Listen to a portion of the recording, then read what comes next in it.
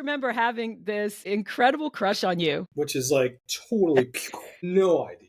If you told me that, I would have disintegrated. Like I had no concept of such a thing.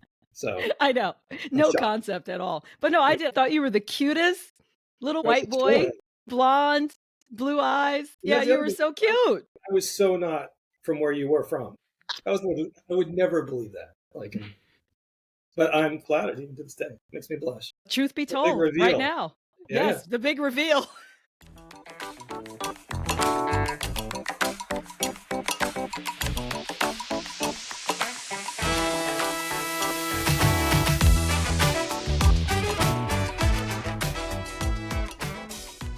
Welcome back to Monique and Friends, our stories unscripted.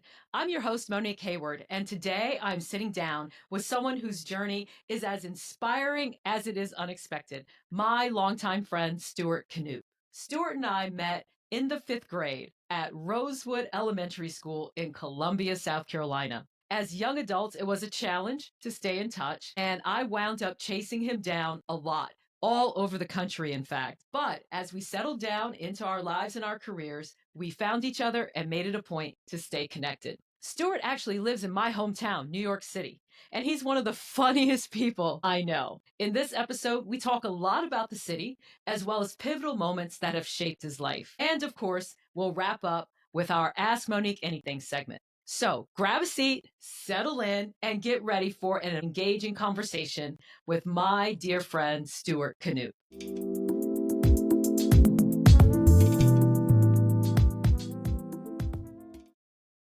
Hello there, Stuart Knoop. Hi, Miss Hayward. How you doing? I'm fantastic. How about you? I'm pretty good. Cruising along through the weekend. Yeah? How's life in Brooklyn, New York? It's it's hectic. A lot of moving parts, but it's good. It's cold. We had 3 hours of sunshine yesterday, and I got burned in that 3 hours, and then it went from 80 to 30. Oh, yeah. That's Yes, typical springtime for New York City, isn't it? it's good. Yellow-bellied sapsuckers are out, so it's nice. I'm so excited to talk to you because you and I have known each other since we were in the 5th grade. Senora Rosa. Yes, Rosewood Elementary School in Columbia, South Carolina. And we also had the amazing pleasure of spending my 55th birthday together, speaking of New York. Reflecting on that, I was like, wow, that's crazy that we've known each other for over 40 years. Yeah, you're one of the longest that I'm still in touch with. Yeah. I don't do the virtual friends thing. As you know, I don't do social networking. It's all the last like real people standing. Yeah, the last real Yeah. people. Why do you think that our friendship has endured this many years? Well, you're a very good friend. I will say that you are incredibly loyal, and you put up with my hiatuses and my I've been pretty mercurial during that. I mean, you have too, but I spent until I was 30. I lived like 20 different places, and I went to school 10 times, and I fell in and out. I think the most money I made during that period was probably literally like $14,000 in a year. Until I entered adulthood. So I had like a protracted adolescence. So like I feel like it was a lot you finding me. I valued our friendship, but I think there's that. I think also you and I have kind of like operated on a plane. It's like we went to middle school together in 5th grade, but like we didn't go to high school together, maintain that friendship in high school. But it was like we were just it was one-to-one, like peer-to-peer. It wasn't like we were part of a circuit of friends. I mean, we got Kevin, and you brought me into some of your friendships, was great. But like I think we just had our own unique thing out there in the ether, and I think that was like a relief. And there was not a lot of baggage or explaining to do. Yeah, we could always fall right back into the conversations that we felt comfortable having. We also, I think, connected on, like you said, a number of different levels that you can do with someone who you know in more of a one-to-one relationship as opposed to being part of a group. I think I took a little more responsibility in chasing you to keep up with you because I valued that one-on-one connection that we established in that classroom in the 5th grade. Yeah. And it was also a little voyeuristic, but we were also like living such different lives that it was always fun to check in and look into your menagerie and like, and that was starting early on, like in seventh and eighth grade when we were connected, but like all the way through. I mean, I didn't know what you were doing. We check in and give me the whole download, and it was totally different from my life. And I likewise, um, that made it kind of fun. Yeah, I think that made it kind of fun. One of my earliest memories of you and me is being in the 5th grade and me just tormenting you constantly. See, that's what's crazy is like, I remember you in fifth grade, you were like a force of nature starting then. And you were like this, like headstrong, older than our years, fifth grader who arrived from Brooklyn, Bronx. And right out the gate, like, I remember the first day I saw you. You were introduced in, I don't know whose class it was, maybe Senor Rosa's class. And you had attitude. You didn't have the Southern kind of like placating. It was like you were from a different world. And you were something to be reckoned with. And so, but I don't remember being tormented by you in fifth grade. I mean, I remember we just kind of like, you remember tormenting me? Really? I remember it was more like seventh and eighth grade when we tormented me, but not, Yeah. I just remember having this incredible crush on you. which is like totally no idea. Like I was a I baby. know you had no idea I until would, I, I would have yeah, melted. If you told me that, I would have disintegrated. Like I had no concept of such a thing. So I know. I'm No shocked. concept at all. But no, I did. I thought you were the cutest little Precious white boy, shit. blonde, blue eyes. And Yeah, that's the you other were thing. so cute. I was so not from where you were from. I would never believe that. Like, but I'm flattered even to this day. It makes me blush. Truth be The big told, right reveal. now. Yeah, yeah. Yes, the big reveal. Yes. Thank you. Likewise. I'm sure I would have too, but I would not have known how to express it or process it. I think the thing that evolved out of that was just this incredible friendship that has endured all these years. Remember tracking me down at hand? No, We no, were in no. some class at hand, and you were hanging out with your friend. I was somewhere else in the room. But as I was leaving, he was like, I'm going to call you tonight. Give me your phone number. Do you remember that? And I was like, okay. Yes, I do remember that. And I was like, all right. And like that night at home, I thought you were just messing with me. And then the And phone I rang, called you. the kitchen phone. My parents were doing the dishes, and my mom answered. She was like, Stuart, there's a girl on the phone. And it was like, really? And that was our first conversation, like real on the phone Yeah, conversation. really on the phone conversation. I remember that. She was like looking at me like, and I was like, I love how Mama Knoop was like, Stuart, there's a yeah. girl on the phone. I think she was just so excited that I was a psycho killer or something. I had some degree of normalcy. Yeah, I really hope that mom didn't think that you were going to be a No, I sociopathic know. killer. Yeah, yeah. But I remember that moment and just being like, I walked through the Rubicon. I was like, now I'm here. And so, I think we talked for like an hour. Yeah, we talked for a long time. You unloaded about your life, and I was like, wow. I hung up, and my mom, of course, was like, "What was that about?" I know mom wanted the download. Yeah. So, yeah. But anyway, that was kind of like where it all came to the fore. Yeah. And I just really wanted to be your friend. That's all. And what was really impactful for me in those moments was just how special I felt in being connected to you, even in those early days. And over the years, I think our bond has gotten stronger because of those moments that we shared as kids, and that there was no judgment. I didn't ever feel like you felt that I was threatening to you or that I was, trying to impose on you, whatever. You really were just super accepting of me. And I really appreciated that about you. It was pretty easy. I mean, you were like class president, so it Oh, was easy. yeah, there was that. I was interested in your world, and you shared a lot of your world. I really appreciate that. You had such an active social life. I remember just there were so many things about you that were completely wild to me. Like, Yeah, I want to say different world. exotic, but maybe that's not the right word. But the way you would wake up on a Saturday morning in your pajamas, pick up the phone, and you would conclude the day in your pajamas on the phone, like just doing the circuit. And I was like, Yeah. that is such a trip. That is such a trip. I can't believe if I had all that time back, holy moly, I'd probably be 10 years younger. Well, you used it well. You didn't suffer for it. And I also really appreciated like going to Newcastle and visiting you. And I remember that kid Rico, your neighbor. Yeah. taking him out. I think he was a kid who didn't get out much, and or at least get out of the neighborhood much. We took him to my friend Tiffany's house, and she had a swimming pool, which was like totally exotic. I mean, I didn't have a swimming pool, but she did. And he was just like loving it. And then watching this kid, like, just like wide eyed wonder, like, just unexpected day swimming. Yeah, I You know, know. And yeah, um, just how much of a difference that made in that kid's life, right? Like, wow, yeah, to get out. Yeah, yeah, and see something new, see something different. totally. Well, speaking of new and different, one of the things that I wanted to explore with you is the New York City connection, because New York is my hometown.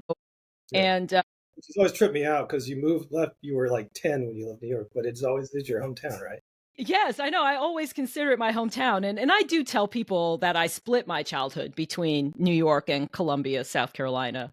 But I think that I was formed as a human in New York. And I always felt like South Carolina was uh, just a little bit of a temporary way station for me. To By the that. time I turned 18, I just wanted to leave South Carolina. And I wanted to explore that with you as well as your journey. And how did you wind up in New York City? It's weird. It's funny you say that because like my father is German and my mother was from Colorado and sort of Boston, Colorado, and so I always felt like an expatriate in South Carolina.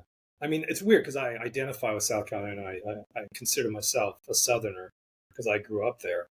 But growing up in a working class white neighborhood, Rosewood at the time, mill workers, and they were not like us. And I spent my whole life feeling like an outsider. I mean, we had the luxury of growing up in a university town. So we were friends with professors' kids, and so they were from all over. But I always knew, and I rode the school bus in sixth grade to Hand, our middle school, and it was the first day my dad drops me off at the bus stop and he kisses me on the forehead in front of all these kids at the bus stop who were, I'm talking about sixth graders chain smoking Marlboro Reds. And from then on, I was doomed at that bus stop. And I had like no end of bullies. And it was just like, that's kind of how, like, that was a formative years in South Carolina where I was just like, you're not from here. And we're talking to Maud, my wife today, about what motivates kids. We have two sons, and what motivated me to do well in school, and it was get the fuck out of South Carolina. Like I'm out. So glad you said that because that was my motivation as well. My ticket out of this crazy is just do well in school, graduate with an academic diploma, have the highest GPA I could possibly get, and get out of here. Right, which is it's good. It's a good motivator, but once you get out, you got to have another plan, which I didn't really Yes. have at times. I had to reinvent my Yeah. life. Oh, then there's that. I needed more The plan motivation. that you need to have. And honestly, I would probably go back and try South Carolina again now that I'm older. But at that moment, yeah, I felt like South Carolina was not part of the United States for me. It was like an orbiting satellite. And when you crossed that line in the land of Turnpikes and Tollbooths, that was the United States, and that's where I was going. Back. The land of turnpikes and toll booths. Your question was how did I end up in New York? I was all over, but more directly coming here, I went to college with a lot of people who had affiliations with New York, and I didn't want to come here because I was just done. I was just sick of hanging out with New Yorkers for 4 years, and so I went down to Texas, and I lived grad school in Canada, lived in Colorado with my grandparents, and then I landed in Asheville, North Carolina, which is a very beautiful town. Has a fair amount going on for a small city, but I was basically at a crossroads of my life. I was like 33, and I could see where this was going, which wasn't very far in terms of my career there. And I also just ended a relationship, and so where do you go? Where do all orphans go in New York City? I felt like an orphan, not in a bad way, but if I'm going to restart, I need to get out of Asheville. And I had friends here that I had a connection with, and they were willing to put me up. And I had a dog. The kind of people would even let your dog sleep on the couch for like 3 months. They were pretty good people. I interviewed at one place, got the job, moved up. And I didn't know what I was doing. I got a lot of bad intel about the cost of living here because the people asked for like grad students on fellowships. So don't ask. Yeah, you're asking graduate students on fellowships How was you can how much survive. it costs to live in New York City, I not was real like, people who "You're actually. offering me $30,000. Can you live on it?" Or like whatever. Actually, it was 50 or 40. And they were like, "Oh yeah, no problem." Oh yeah, you can live on $50,000, no problem. I was What? like, got here and holy shit. I remember I saw an apartment with a broker, and So that should have been your first sign. You needed a broker to get an apartment. And then when the broker said, and then of course it's the broker's fee, I was like, what's that? And they were like, it's like 20%. I was like, oh, 20% of a month's rent. And they're like 20% of a year's rent. So it was a lot of adjustment in terms of compressing to live here and just what New York does to you. It just overtakes everything. It dominates your life, like the city itself. And then I ended up, essentially common law marrying a native New Yorker. And I've been here. This is now pretty much, this is the longest I've ever lived anywhere in my life. I will never be a native New Yorker like you. I can never say Well, my kids can say that. yeah, your kids are native New York. You cannot own that title here. You don't move into it. You're born here or you're not. I will always be a transplant New Yorker, but it is my home. And very quickly, I kind of felt like it was home. It's always been a struggle to live here. It's nice to watch my kids have this realization too. As they gotten older, they really appreciate everything that it's got, and really it's about the culture and the people. Your kids are coming up in New York City at an incredible time. It's one of the most diverse places in the United States. You live right in Brooklyn, which has been transforming at least for the last generation. Yeah. My older son's best friends are Ecuadorians who live in Washington Heights. And then he's the other, a Bangladeshi and a Korean Chinese down in Bay Ridge, Brooklyn. And he's got friends from all over the city. I mean, that's the other weird thing about New York now is it's huge. It used to be, if you moved to New York, you were like centered in 3 neighborhoods. A lot of it for safety, right? Or whatever, you just stayed in your neighborhood and where you were. When Jamal and I were growing up, our school was 2 or 3 blocks away from our apartment building. Everything was just right there in the neighborhood. People are all over the place. They're spread out, which is a challenge too, because it's hard to get people together when they're an hour on the train away. But I like that my kids are growing. That's their norm, those sort of relationships. And it's not that, you get that in South Carolina. I mean, I had friends from other countries in South Carolina, but you felt like that was marginalized there. That wasn't the norm. They were outsiders, and you were befriending the outsider. Here, it's that's normal, and I like that they're accepting that as normal. When they leave New York to a point where they're just like, "Damn, this place is white," and they really react to like a lot of the United States like that way, and it's good. But yeah, What's it been like for you to raise kids in New York City? That was one of the things that my mom thought hard about when she moved to South Carolina. It was the direction that the city was going in the late 70s, early 80s. She was just like, kind of really don't want to raise my kids here. But now we're a couple of generations beyond that now. it's hard. It's a challenge. It hits you hard when you have kids, and a lot of people, some of my friends were like, "You'll be in the suburbs in 3 years." I was like, "That's not going to be me. If I'm out, I'm all the way out." Yeah, you're like Colorado out. Yeah, because to me, the burbs are almost the worst of everything. You still have the traffic and crap, commute and crap, and then you've got none of the interesting culture. So that's just me. That's me as well. Of course, I live in the suburbs out here in the Portland area. Because I was just recently in New York City hanging out with you, one of the things I was talking to my mother about was how just immediate everything is. I'm on the street instantly.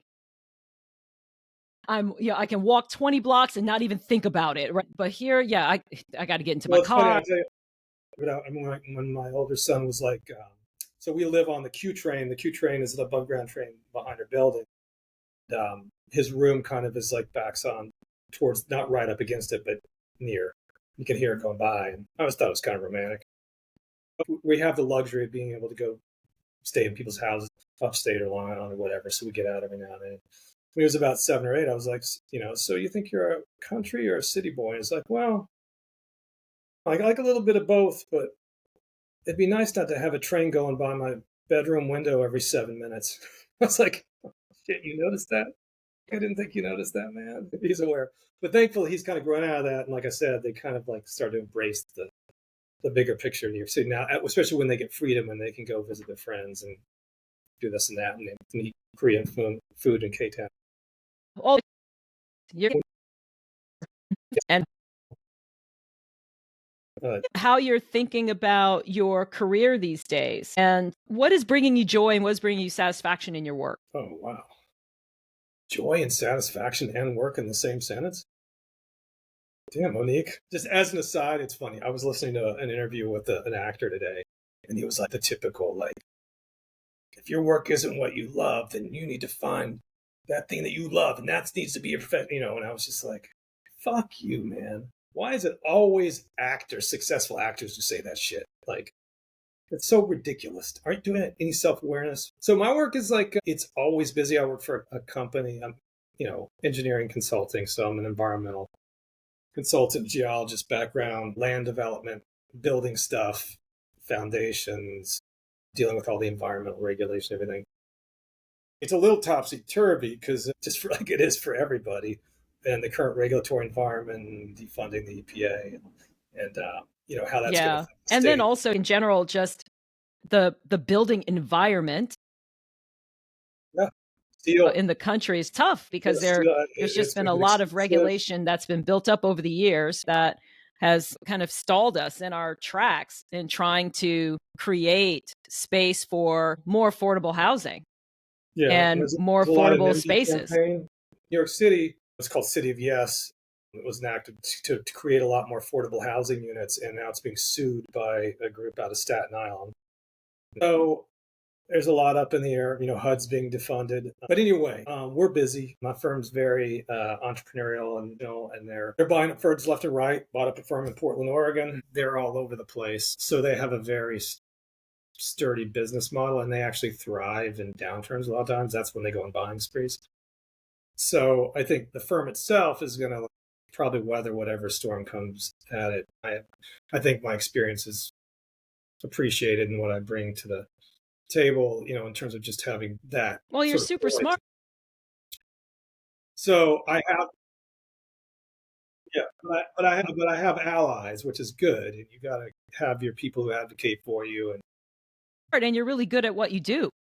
I am, but we hire a lot of. Let me tell you, there's a lot of super smart people come to this town, and our company hires a lot of super smart people. I could disappear tomorrow, and I'm sure some people would miss me, but they'd soldier on just fine. So, I mean, that's true for most people. That's how a good firm operates. So it's a little stressful because at some point I'm going to want to retire. But Yeah, how much longer you think you're going to be working? well, this is going out the air, so I can't say that out loud. I'm going to be working for 30 years. Well, we know you got to put them kids through college, Yeah, so right. No. at least that long. No, we haven't started that conversation yet, but it's not happening anytime soon if I can help it. I've already made No, it well, you past. still have a lot to give. I'm coaching a lot of people who are in our cohort, right? Mid to Right. late career, really thinking about what it is we want to do next. And a lot of it just comes down to, I think, three things. One, how much more do you think you can contribute at this level that will, again, bring you joy and bring you satisfaction in what it is that you're accomplishing at work? The second thing is, of course, how much money you got. Are you set? Have you been making the right decisions Right. over the years to set yourself up for success? And number three is, what are we really trying to do in terms of the legacy that we want to leave in these organizations or in these industries or in these career fields? Because when you do show up and make a mark, you want people to remember that, and Yeah. you want that to live on. And that's and that's one that kind of gives me maybe the most stress is like, what have I been doing here? And I want to do it for my kids to be able to say that, like, I feel proud of what I've done and what I've left. And in terms of like what brings me joy, it's to struggle as, especially post COVID, to keep people, especially the people 5-7 years in the business, to stay with your firm. It's a revolving door. 20 somethings especially are feeling the pinch in New York City, especially, and it's hard to show them the value. Why would I stay here? And why would I continue to work with you? And when you can hold on to those people and have them glom onto your team and feel like they're part of a team, and feel like they're getting satisfaction themselves out of a project that you're working on, and they're not quitting, and we've started to see like a subsidence in the number of resignations, and transfers or whatever. That feels good. It feels like you're connecting to people and younger people. And I feel, which is something you struggle with as you get older. You want to stay relevant by being dialed into the up and comers, right? So I think that gives me a sense of accomplishment. When I first moved to New York, the big push was luxury development. Rich people buying up property on the west side of Manhattan, it was so ungratifying finishing another luxury condo. And now that market died. We're working on movie studios. We're working on revitalizing the old industrial Brooklyn with new cottage industries and entertainment and like culture and arts and things that yeah, are going to be enduring. They're not yeah. just, like you said, some upscale luxury condo on the Upper West Side that some rich person wanted to commission. So that feels good. That's fun. But the truth of it is, I never thought I was going to be working with engineers. Very strong, very capable. I'm probably one of the top offices in the country for what we do, like mainly technical engineer, one of our disciplines. So that's been weird because I'm not part of that culture. And I'm also not corporate. I don't No, want soccer's your jam. Yeah, exactly. So I don't fit into that corporate world either. So I'm not like a climber in that way. So it's I've had to find my own way through all that kind of like corporate company morass and like trying to figure out what gives me value. And it's Yeah, I think questions. that That's myself. there's definitely a lesson in that, especially for people who are finding that they don't quite fit in, like you said, to those specific kinds of cohorts within an organization. Mm-hmm. The thing to do is to, like you said, have the relevance that people can appreciate for the expertise that you're bringing to the party. And if you are open to possibility in pursuing relationships that are mutually beneficial, then it doesn't matter that you're not a golfer. Build those relationships around the things that are indicative of what is going to make progress for the business. Trying to find that alignment with what my interests are and what is going to benefit me professionally. Like renewables, like it was fun. We were doing offshore wind. We had a big project. The East Coast was going to boom with offshore wind. Of course, that's dead as of January 20. Yeah, as of January It's 20th. dead. We got to wait for it to come back. Bummer. And it will. It will. It has to. That was fun being part of those groups where I could find common mission. Networking, that world's always been like it's just not my thing. It hasn't been natural for me. And my personal friends aren't people in that world. In my business, they always sell it by saying, as far as advancement, is like, you'll find that pretty soon your clients are your friends. I'm like, I don't think you know me that well. I don't know. I don't know if that's ever going to happen. Well, you get energy and joy from the personal relationships that you have built outside of work, and that's fine. Family, friends, work, pick two kind of thing. I always have that like going on in my head, like which one am I giving up now? I haven't had the luxury of turning my back on work, so that's been one constant. Yeah, a lot of us don't get the luxury to turn our back on our work. But I've stuck it out of that where I've been for 20 years because there's enough there, and I respect about my peers and what they do that I just wouldn't. If I'm going to leave, kind of like leaving New York, I'm leaving that industry fully. I'm going into nonprofit. I once threatened to go into teaching. Maud, who's in public, is in education, was like, no. She's just like, that's the wrong reason. Don't be a teacher for that reason. Don't be running from something to teaching. That's right. You never want to be running away from something. You want to be running towards something. So yeah, there's always that possibility that I go into something that's like pays worse, but is more gratifying in terms of just like the common good. Yeah, we still got to pay these bills. Got to pay the bills, man. And it's not getting any cheaper out here. So let's end with a memory. What is your fondest memory of our friendship? And it could be over the course of the entire time that we've known each other.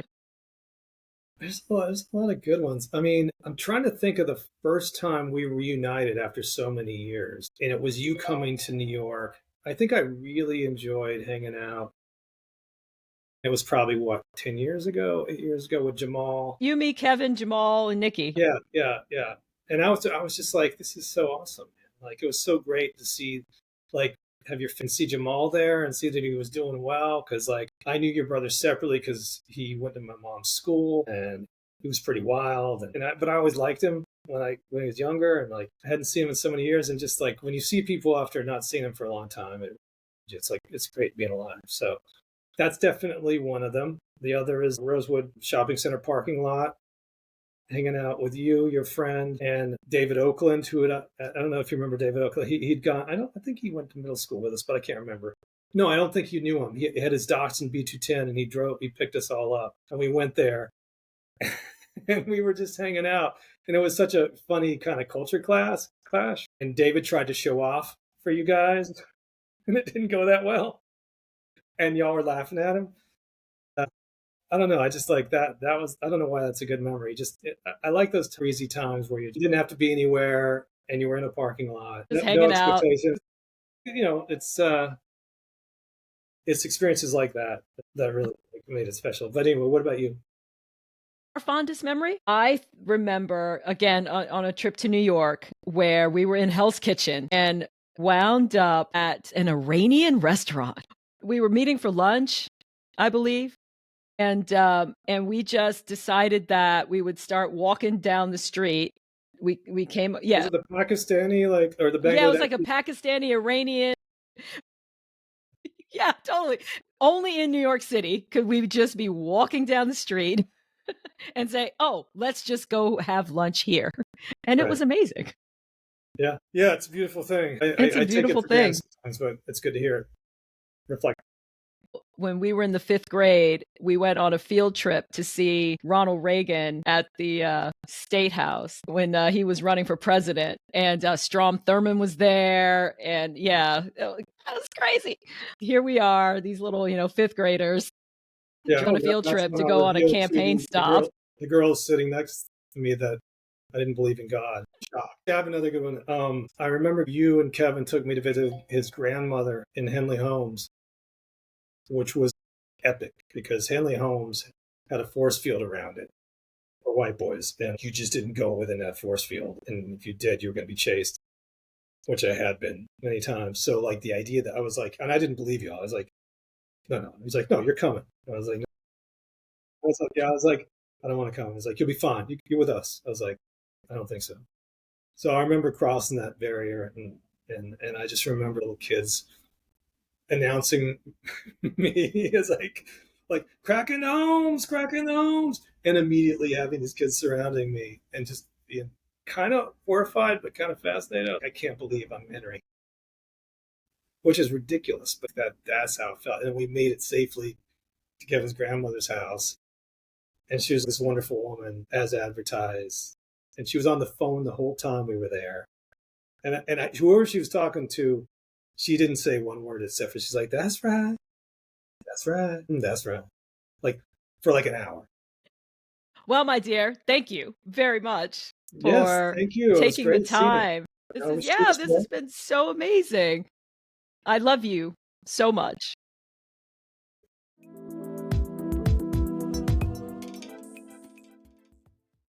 Now it's time for Ask Monique Anything, where I answer your questions about careers, entrepreneurship, and anything else that's on your mind. Today's question comes from Kate in Springfield, Ohio. You had a restaurant business, and I'm curious about your decision to close it. What did you learn from that experience? Wow, what a fantastic question, Kate. Thank you very much for asking it. Every entrepreneur at some point has pursued a path that did not go exactly as planned. And that was certainly the case for me with Dessert Noir Cafe and Bar. This was my award winning, critically acclaimed restaurant that I ran for nearly 5 years in Beaverton, Oregon, here where I live. And it was an upscale dessert focused concept that was, quite frankly, a little bit ahead of its time in the suburban market. The Great Recession is what put me out of business. I had to make an incredibly difficult and painful decision to close it. When I look back, my biggest lesson was that a failure in your business does not mean that you are a failure as an individual. Even when things don't work out, you're still making progress. As you're learning, you're growing, and you're gaining valuable experience. More importantly, I parlayed that experience into my new ventures, and it gave me a lot of wisdom and perspective on how I wanted to approach my next businesses in a way that was a little smarter and a little stronger. Let's talk about resilience and being on top of market trends and learning about consumer behavior and understanding where you need to make changes to your business plan and pivoting when necessary. The impact and legacy of Dessert Noir Cafe and Bar is something that I think about a lot. While my restaurant didn't survive, I know that I was a pioneer in the local business community here in Beaverton, Oregon. And in fact, I was just out with some girlfriends for happy hour, and we went to a restaurant that was not too far from where my restaurant used to be. And there are there's so many of these, unique concepts that have popped up in the last 15, 20 years that are amazing and have added to the local character of the city. And I'm really excited about what people have been able to bring to market. Even though my concept wasn't successful in the long term, it really did pave the way for other people to follow in my footsteps. And here's my final takeaway.